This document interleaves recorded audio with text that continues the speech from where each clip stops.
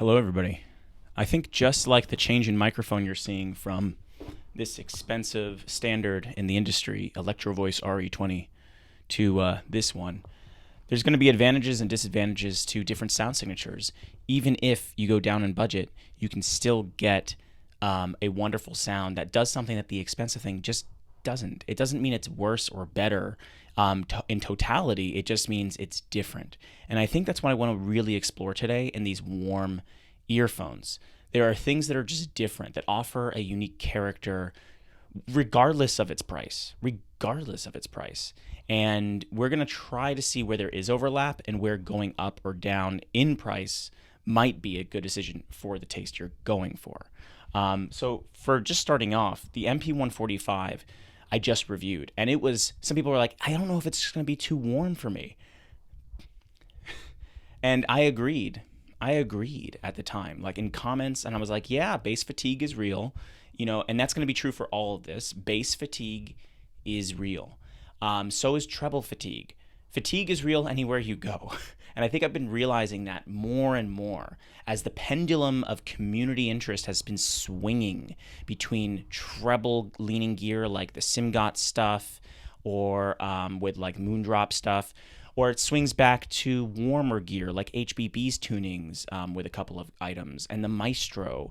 And now we're looking at this gear today. And I think, there's been times where each of us maybe feels treble inclined and sometimes where we feel bass inclined. But either way you go, you're going to have to watch out for that fatigue that could set in. So we're going to think about how loud the bass is today. We're going to think about how textured, how different. Does an IEM drop at the mid bass, or does it continue into the mid bass? Does it give you that texture? Do we want that texture? How does it balance it with the upper end? There's a lot to think about and really listen carefully too. But I think the main attraction that I found in my journey here as I was exploring different bass options, because that's what kind of, overall the FUDU is a bass kind of dominant set where you have a warmth to it relative to a lot of gear anyway in the market. And we'll get back to that point. It may be just a good new starting point. It may not even be considered very bassy in the future if we keep swinging this pendulum towards a bass inclination in our taste as a community. I don't know. But there's something about the FUDU verse that is just, I think it may be my top recommendation. I don't know. It could be a novelty effect. This always happens. This always happens with new gear where something sounds really interesting in some aspect, and then you listen to it for a while, and then you're like not sure about it. And maybe you don't like it as much, and maybe something else comes along and you're like, no, that sound is what I like. I feel like this is this not just me who feels like the tastes fluctuate with time and with exposure to different products and even your mood or time of day? Like, I put these things on and I was like, wow, I'm falling in love with them. And I just don't remember having that immediate impression on another occasion. It's just bizarre. But let's keep going. I want to compare the FUDU versus kind of warmth to other IEMs as well that present, in quotes, warm, all right, with some bass lift to them. Let's see how they vary and where your tastes might fall with each, regardless of price. Sometimes I feel like I don't have a partner. Sometimes I feel like my only friend is the city I live in, the city of angel. Lonely as I am, together we cry.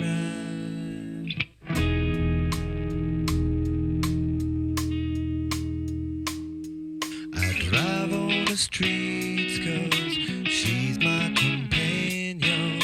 I walk through the hills 'cause she knows who I am. She sees my good deeds and she kisses me windy. And I never worry, now that is a lie.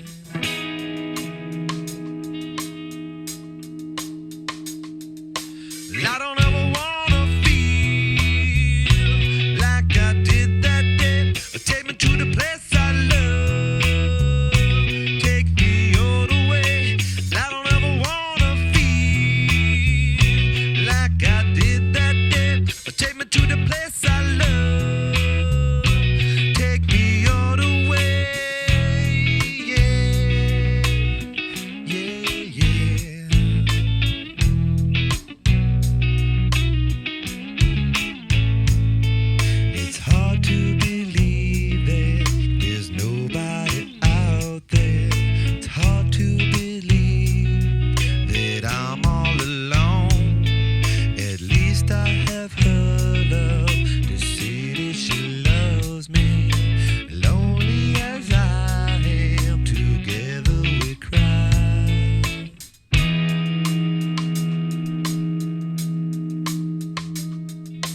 I don't ever wanna feel like I did that day.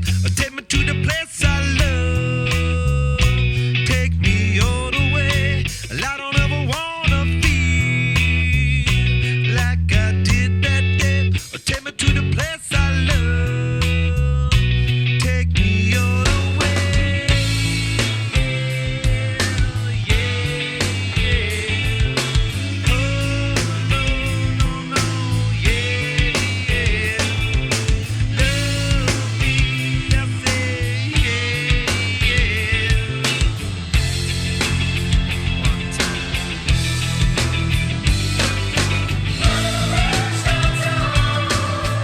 Is where I drew some blood.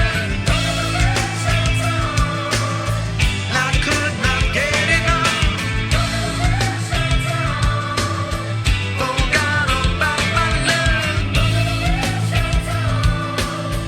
I gave my life away.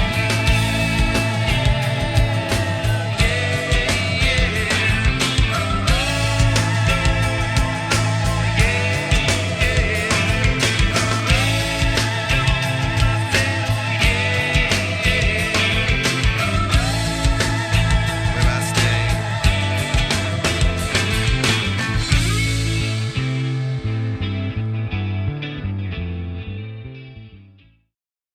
All right, so going back to on track here, almost literally.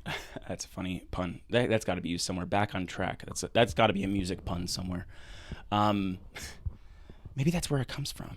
Let's get back on our track that we're recording.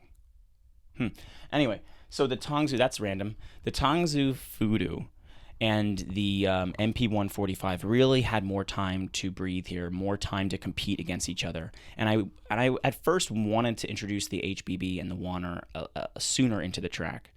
But in this particular track, I noticed that there's so much going on throughout the duration of it, right? And I wanted to hear the MP145 and the FUDU compete head-to-head on each of those various sections and how they were implemented. Where was it harsh? Where was it mellow on either one? And what I've noticed, and because this is a pretty harsh track sometimes, it really is, and the TANGZU, what I found is that the FUDU tames that track like I'm not sure if I've heard in many IEMs. Like a lot of my most favorite IEMs, the S12 Pro, the Timeless, the Wall of Joy, which that's literally now my Wall of Joy, by the way. I was like, why don't I just make my wall in my room the Wall of Joy? Maybe I'll put a D up, but that just seems like, I don't know about that. Maybe. Even expensive gear like the Mest and the Maestro could face moments where there is something hitting a little hard, because when you play with things a lot and try to make something very charismatic in an IEM, it often comes with the cost of some tracks somewhere being a little too harsh for your mood or that time of day, or based on where our taste currently sits, where we've been traveling in our journey through different IEMs. Our tastes can fluctuate from time to time, from exposure to exposure. It's amazing how much our tastes can be influenced all the time. But the FUDU handled this track, and it handles all the tracks so masterfully, smoothly, and it's like its degree of warmth is the kind that was just enough, whoever designed this, to say, I'm going to give you enough bass to make you feel like there is a lusciousness to it, but never fatiguing, at least not yet. I'm not fatigued by its bass yet, but that could be different if I was to listen to it for maybe like multiple hours at a time. I don't know.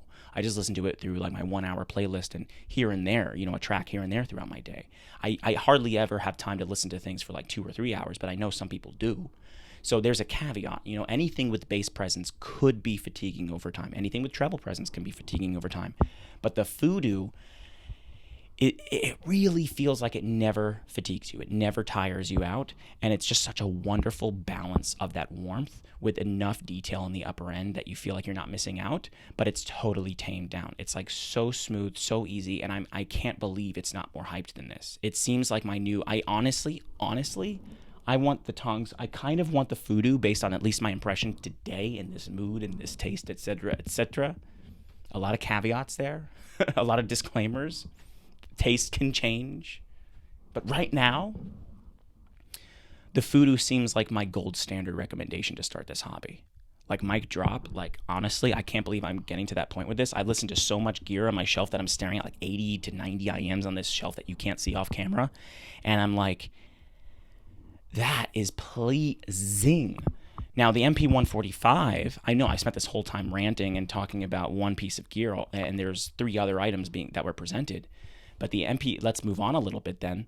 The MP145 is suddenly, even though I've loved its textured bass that it offers, and its apparent detail up top because of the planar background that it has, compared to the FUDU, it's almost like its fatiguing side, its weaknesses of where it can be harsh, are much more highlighted, only because of this contrast of presenting warm sets.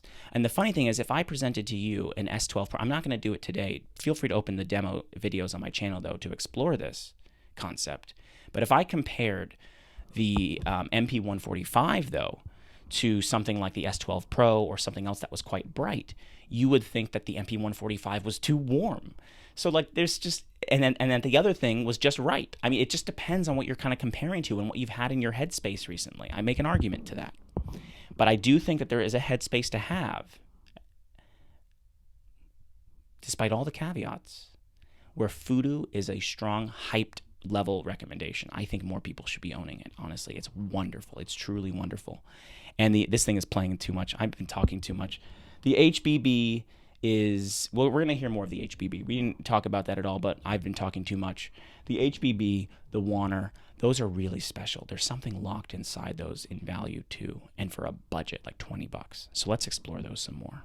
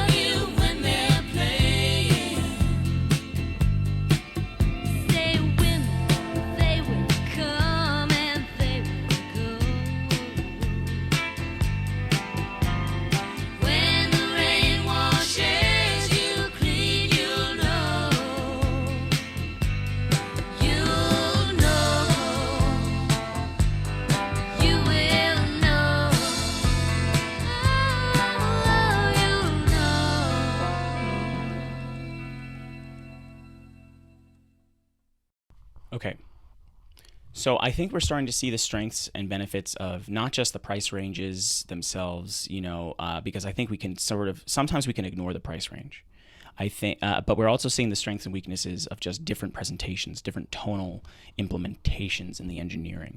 And I think particularly with the HBB, there's a standout flavor that the other things, even with more money, don't give you. It's just different, right? The HBB is this extremely lush kind of sound that you don't get the others. So if you like that sound that the HBB has, that extreme lush, then you just have to get it and be happy with that. And because you're not going to get that same balance. It's just not that profile in the other ones. So it's not like we keep looking at like, well, what's the best thing to get at this price versus this price versus this price? Like, what's the progression? Assuming that the progression must be within a price ladder, a price climb. But really, for $20, you can be finding something, at least in this current availability of products anyway, with how they're priced and everything. The HBB kind of stands on its own 2 feet, somewhere in its own Baskin Robbins, ice cream bucket. Like, it's just a different flavor. And it's only $20, which is wonderful. It's amazing. And then you get just such a textured bass sound, and so much of it, it's like everything you have from bass, it's there. But it can be fatiguing. It's a lot. The Wan'er is interesting. The Wan'er can almost sound like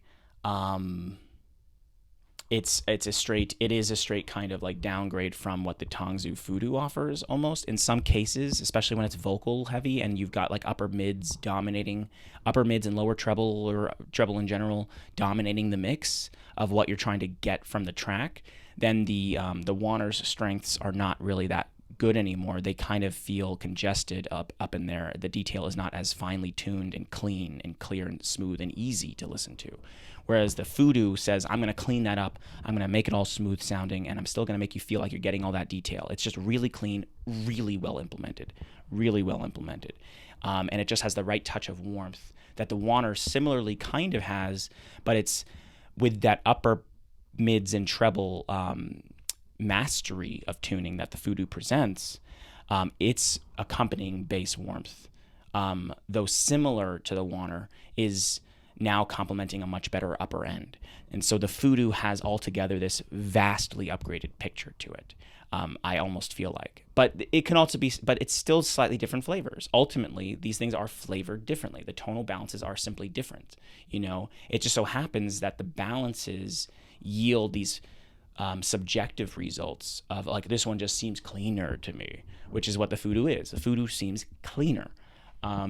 Without it being fatiguing or any of the like bad effects we associate with cleanliness or airiness of a brighter push. So the FUDU is just this, like, it's just masterfully done. And the HIDIZS MP145, now don't get me wrong, the Wan'er is good, and we'll hear more about the Wan'er and how good it really is. I actually kind of think it's like possibly my new recommendation for somebody who wants exactly what the flavor profile is of the Maestro SE, but for a budget. It might be my new mini Maestro SE kind of like recommendation, the Wan'er. But the HBB offers the sub-bass presence that the Maestro has, and we're going to hear that soon, that the Wan'er doesn't as much. Then the MP145, we didn't talk much about that yet, have we? This was meant to be, when I first edited this, I thought the MP145 would be much more talked about, but my mind takes me where it takes me when I'm on camera. The MP145 is this very... It's weird, and amongst the mix of these warmer sets, the MP145 can be a little abrasive. That's why it's so fascinating how relative this whole hobby and experiences we have really are. It's always so relative, where our head's been with our previous gear in our collection, where our flavors, where our preferences have been influenced to become because of those experiences. We're constantly shifting in our tastes. I was just talking on Discord the other day, or this morning even, about somebody saying like how their tastes seem to fluctuate. And I'm like, yes, I've been saying that. And I think it's okay to admit that too as a reviewer. Like sometimes we'll be in a mood where we'll be like, I hear this. Do you hear this? And it's true. We really do hear this. But then the next day, we might not. That's the truth of it. And I think I'm trying more as a reviewer myself to speak to the strengths that I do notice when I notice them, and to speak to those weaknesses when I notice them too, and just have the whole picture from whenever one IEM is not just one experience. One IEM can be multiple perceptions, multiple experiences, depending on all these factors influencing us, I believe. Okay, that's enough of a rant. Let me just let you guys listen to this next one. I talk so much. I'm so sorry. I'm hoping this is helpful. I really do. I love the FUDU. I can't get over it. All right, let's listen to the next track, guys.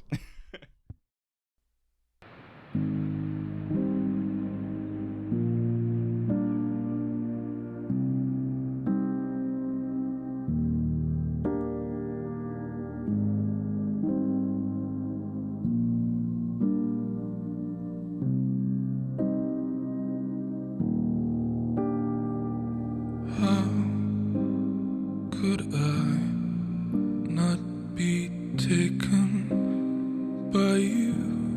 The way you moved with me, like lovers anew, but we're past the point where the cracks begin to show. Yes, we're past the point where I turned, it all went wrong.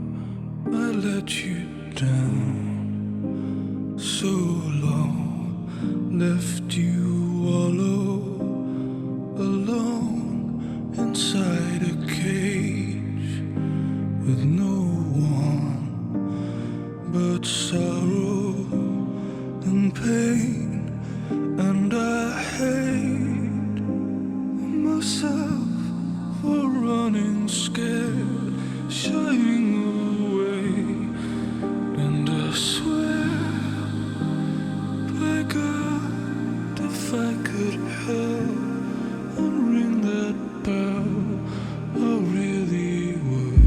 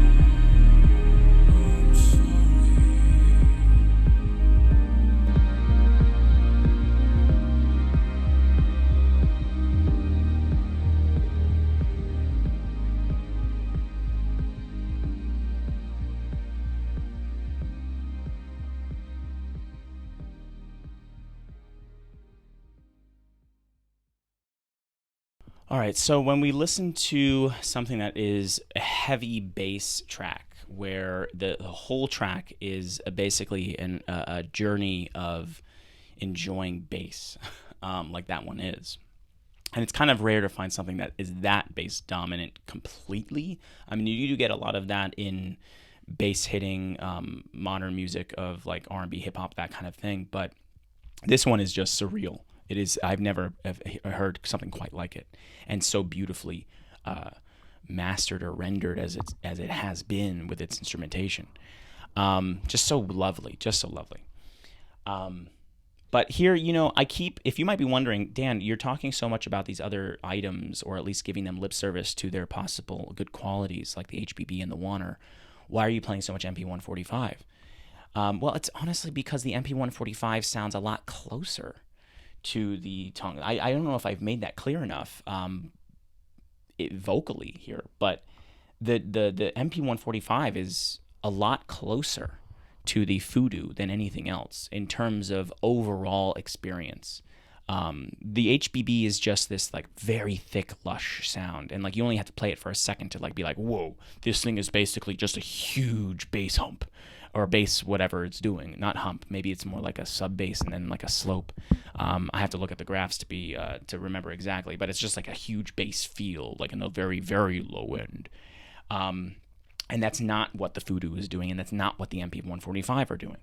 And then the Wan'er, again, from the previous commentary, it's like I don't want to listen to it too much because it kind of is just a downgraded FUDU in a lot of ways. And I would recommend that you start the hobby with the Wan'er if you like the sound signature of the FUDU, and it's just a little bit out of your budget range, even though it might only be $70 or $80.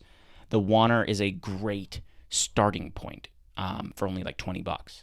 But the FUDU is like where it is at. I can't get over it. It's so easy. There's no question to it. But the MP145 has that wonderful texture of bass compared to a lot of other gear from the previous video. So it's like, where are you coming from? Where are you going? What do you want? I don't know what you want.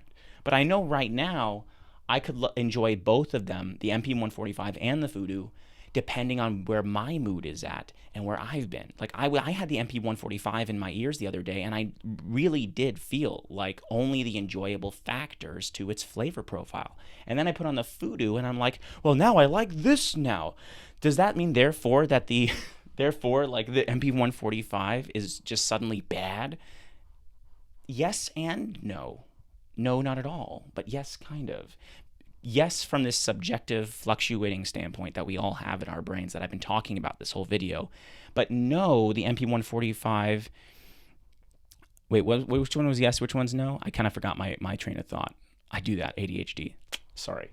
But the MP145 is yes, good, and no, it's kind of bad too, if that's where your head has been. That's my whole point, okay? But I do think that the FUDU has this chance. I think the FUDU has a chance to be the type of IEM that is less subject to brain influences, by biases of our previous exposure to gear, our mood, and all that.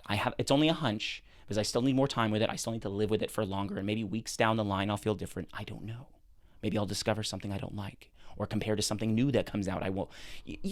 But right now, the FUDU is like my number one pick, and I keep saying that in every one of these cuts because I keep hearing it. And it's, guys, like if you're not getting the FUDU, if people aren't at least trying it, like my mind is blown. Like this is really, I'm getting too hyped over this, and I never do that. But like the more I've listened to it compared to the other warm sets, which is the general umbrella where it exists under like a warmer lean,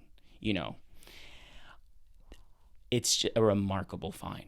It's a remarkable find if you're into it, if your head's at the right headspace for it.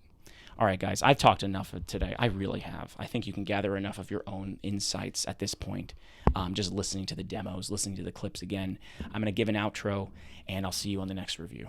This has been great. See ya.